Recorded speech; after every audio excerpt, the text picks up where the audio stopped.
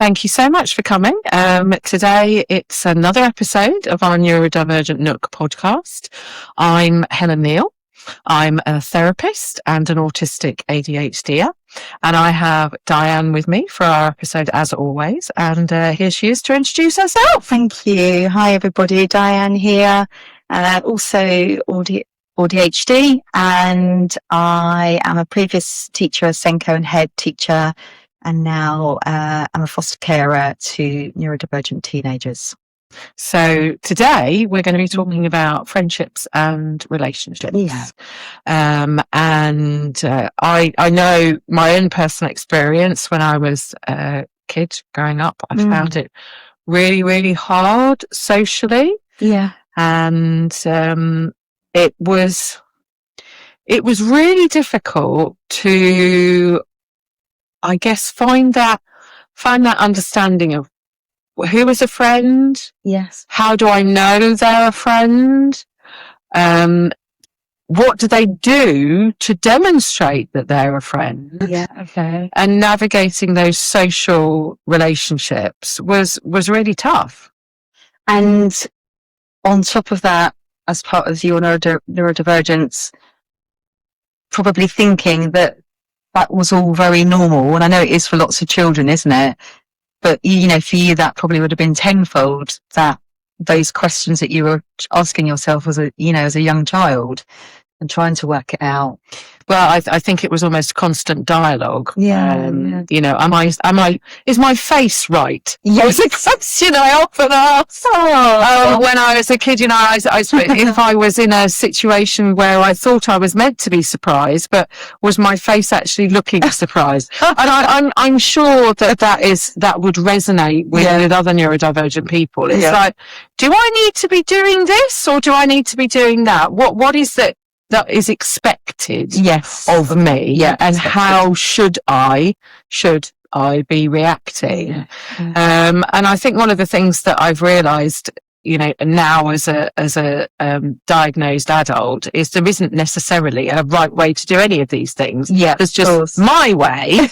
And actually what I was doing when I was a kid was effectively masking my way of doing things because it wasn't necessarily the socially accepted way of doing things. Yeah, yeah. And that was absolutely, it was shattering, I guess. And I think that's one of the consequences of not understanding what is and isn't supposed to be done in social situations. It just becomes really exhausting, constantly having to think about it. Yes, for sure. And, you put that into, from a child's mind, isn't it? Like you were saying, growing up, when you're learning life with a neurodivergence lens, it's so much more tricky, isn't it?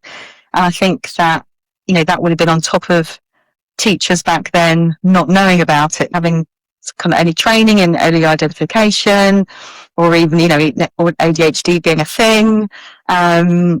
So, God, it must have been mad, mustn't it then, schools with, this cohort of children that came into schools that nobody knew what was going on with them and what they had or why they were like that. Yeah. It must have just have been, absolutely, I was one of those children. But it's that not knowing any better, isn't it? Or not knowing any different.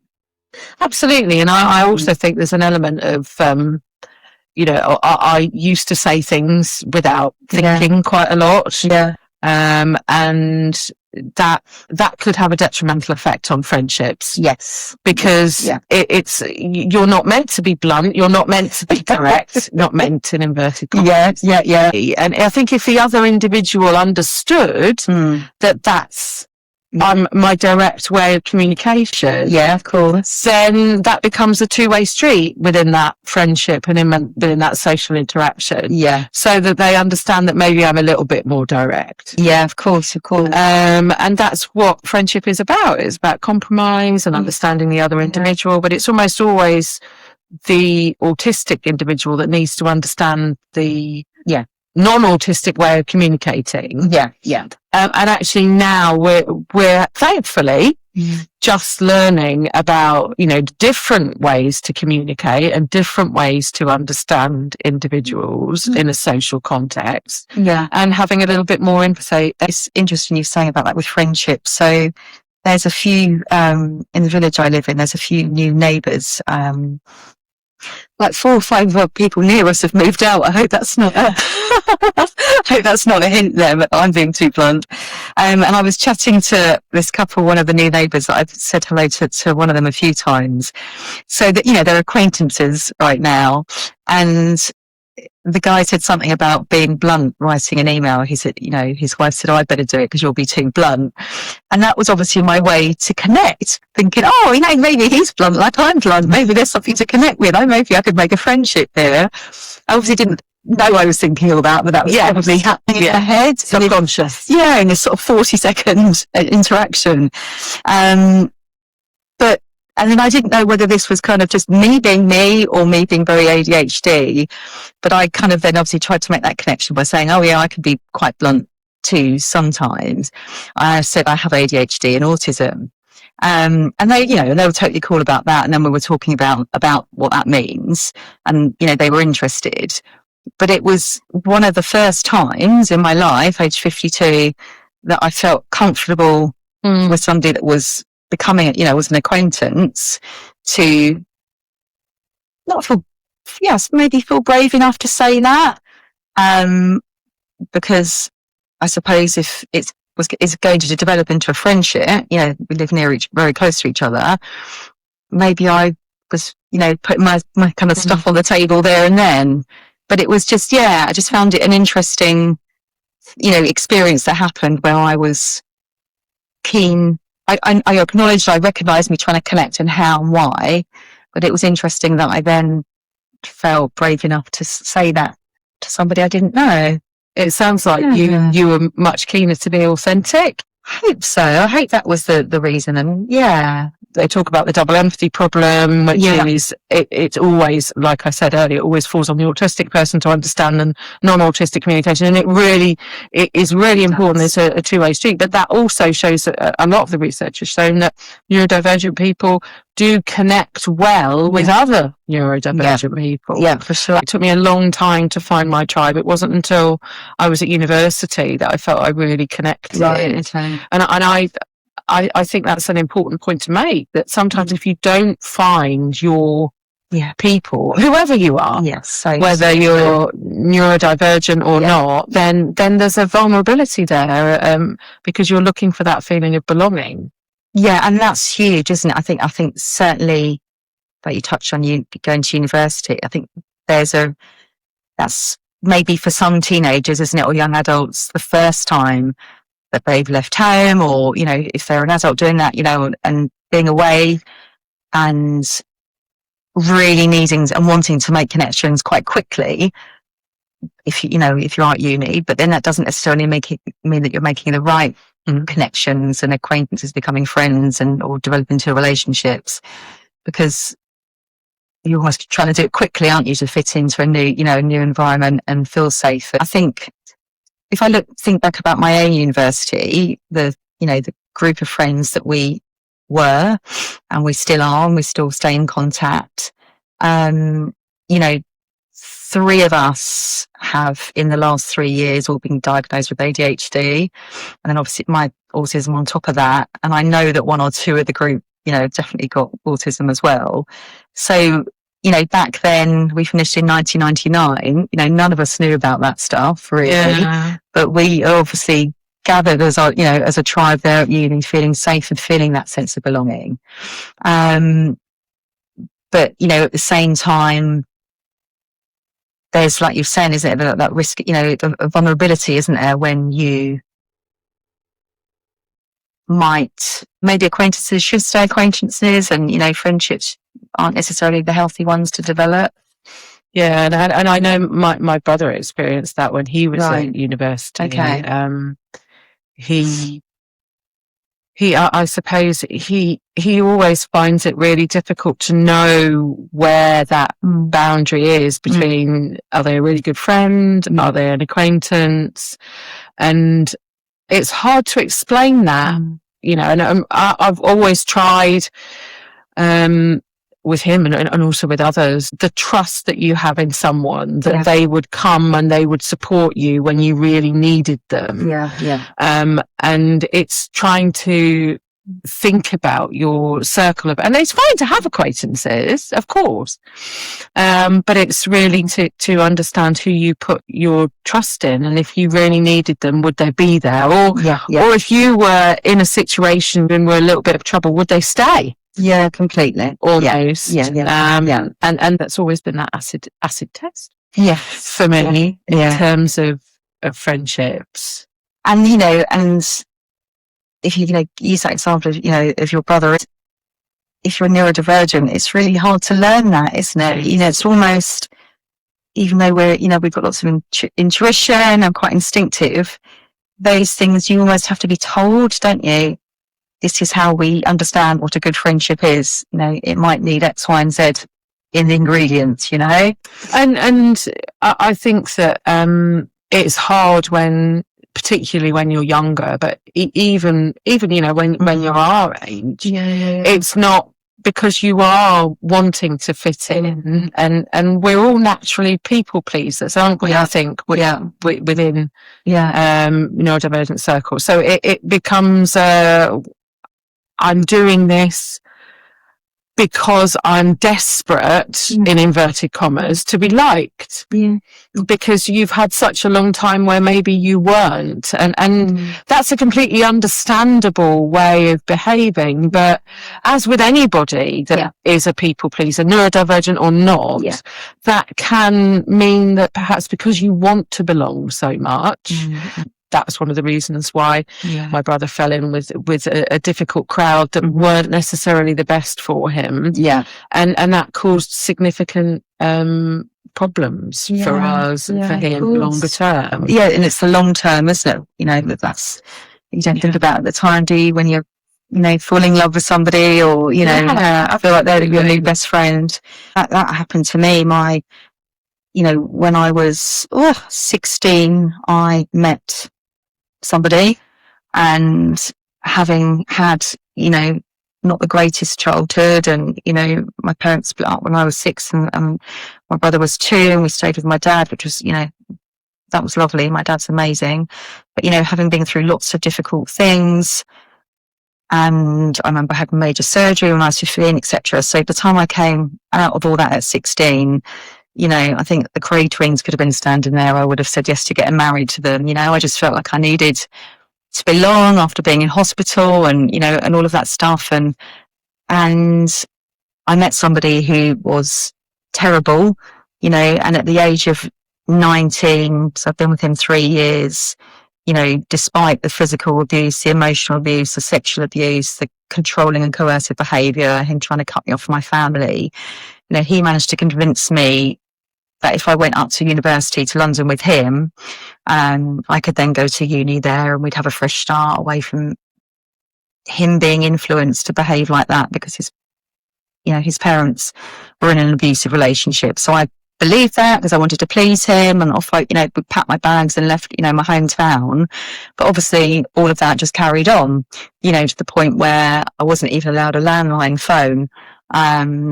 That's how controlling it was. If I wanted to call any of my family, it'd be when he would walk me up to the payphone box, and he was down there and listening to my calls.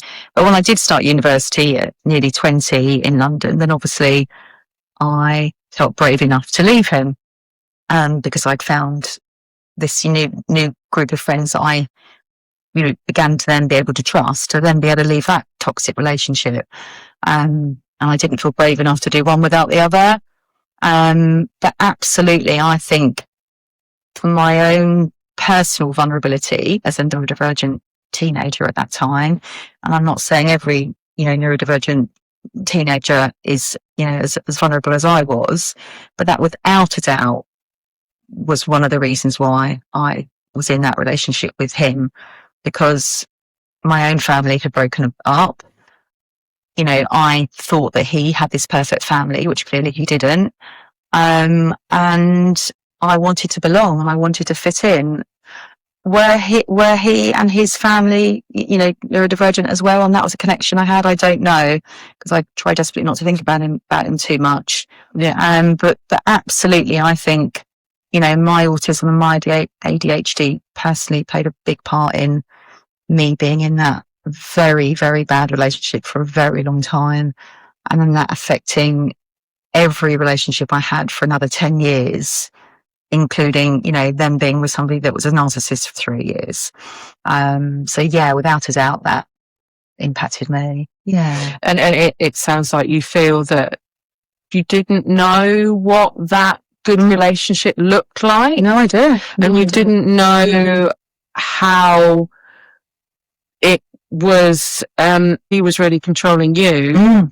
But because you were really in that space where you didn't have the strength to move on, and you didn't have the understanding that this wasn't right. Yeah, completely. I remember speaking to my mum and my stepdad and my dad about it years and years later, but I can't remember them trying to stop me. I hope that they did. But I think also because of their own neurodivergence, there was probably some limited, like if that was one of my own children, I'd, go and kill that person. But I don't have memories of them doing that. Or maybe it was because I was also really, really, stubborn and like, actually, I don't want any help. I'm going to stay with this person. I've kind of erased that bit of my head to be able to know whether I thought that was right or not. You were in the thick of it at the time. Yeah, completely. Yeah. You're not really, really sure if you remember any of those kinds of points from other people around you. Yeah. To sort of get out of it. Yeah. I mean, my close friends at the time, I can hear them all saying it, and obviously we would break friendships sometimes because I would, go back to him and but I don't remember any words from my family. It's interesting. Yeah, and I don't know why. It's not necessarily because they weren't supportive. I certainly remember my dad picking me up from both those two bad relationships and with the removal van coming up and, and getting me out of there when I said I need to go now. So I suppose probably they were, worrying in the background. I'm sure they were. But I suppose, but because, like for example, both my mum and my dad, separately had, challenging childhoods themselves.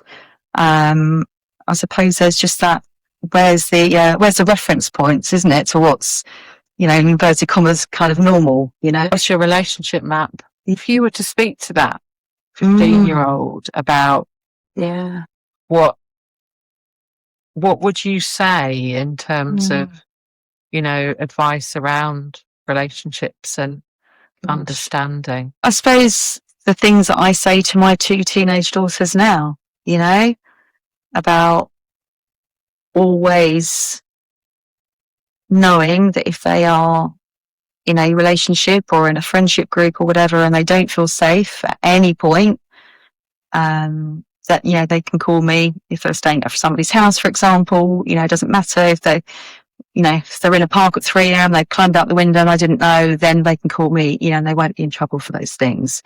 That, if people pleasing, adrenaline rushes, all those things that they, that they do makes, means that they end up maybe making some kind of careless things along the way that might happen, that I'm going to be there for them still.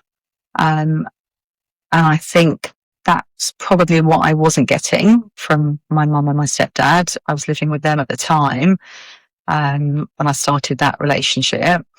And I think I didn't have somebody saying to that 15-year-old, I'm really worried about you. How can I help you to be safe if you're wanting to be with that person? So I suppose, what would I say? I just didn't have any confidence. I think that I had what I thought was confidence, but it was, a need to fit in. It sounds like you almost look back and you feel that you want to say that you are enough and you don't need this. Oh, I never thought that at that age. And it sounds like you didn't think that at 15, but maybe you're starting to feel that a bit more now. Yeah. I think I'm finally getting there. But I think also, when you're 15 as well, isn't it? As well as being neurodivergent for me, like a, violent relationship and all the rest of it. You just trying to work each bit out, isn't it? How do you do that at 15? When you just started your periods and, your hormones are raging and you're going through puberty, and it's so tricky, isn't it? And I suppose that's probably why lots of young adults of any gender, can get into the wrong relationships, or the wrong friendships and the wrong friendship groups. And it sounds like what you were saying about you would say to your daughters is that if it feels uncomfortable and if it feels unsafe, have faith in yourself and trust your gut. Absolutely, trust your gut. That your gut is right. Sometimes as neurodivergent people in particular, we can have those bubbly feelings. We can have them inside and we're like, oh no, that's not right. Listen to it. But actually really listen to that feeling of discomfort and listen to that feeling of lack of safety and reach out to someone like you, if it's your daughters. Yeah, for sure. And say, no, this is not right. It doesn't matter what I'm being told or what I'm seeing in that friendship or that relationship. I need to go with this gut feel, and this gut feel is telling me this is not safe. Yeah, for sure. And I think, and that can be so hard, particularly kind of for teenagers and children, when that other relationship might feel exciting, whether it's a friendship or something more intimate, because if there's that element of danger alongside it, us ADHDers crave off that as well, don't we? And it's the unpredictability and the changes. If I do this, even though it's something that's unsafe, at least I understand it and I know it, and I'm not leaping into the unknown. And that's hard for neurodivergent people. That big change, and not understanding where I'm going. Certainly as a older teenager, I would be looking for friendships, and in my early 20s looking for friendships that excited me, but also I think looking for more secure friendships to help me move away from that relationship. But, thankfully going to university, I found that in a safe group of friends. But if I hadn't gone to university, and done something, different with my life, I could have fallen in with any group of friends that might not have been as safe, I think that was, for me personally, that was quite a key time in my life when things could have gone one way or the other, without a doubt, coming out of that relationship after 5 years. And then just being so much more vulnerable anyway, when you come out of a relationship like that, isn't it? Anybody, you're so raw. And you've got no idea what a safe friendship or relationship should look like by that point. That you're just so much more susceptible, aren't you? Again, to just boom, it happening again and again and again. And it's really hard to break that cycle, isn't it, for some people? Is this idea of really trusting your own experiences, and that gut feel of, and having somebody around you like you are for your brother, where if you aren't always able to make good, informed, independent decisions yourself, there's a backup. That you've got that backup. Thank you very much for listening. Thank you. It's always a pleasure to talk to you, Diane, and thank you very much for sharing that today. Thank you. I really appreciate you bringing that today. No worries. And any other thoughts, then just let us know in the comments, and drop us a line as to what maybe you'd like us to talk about. And we'll speak to you all again soon. Take care. Bye. Bye. Bye-bye.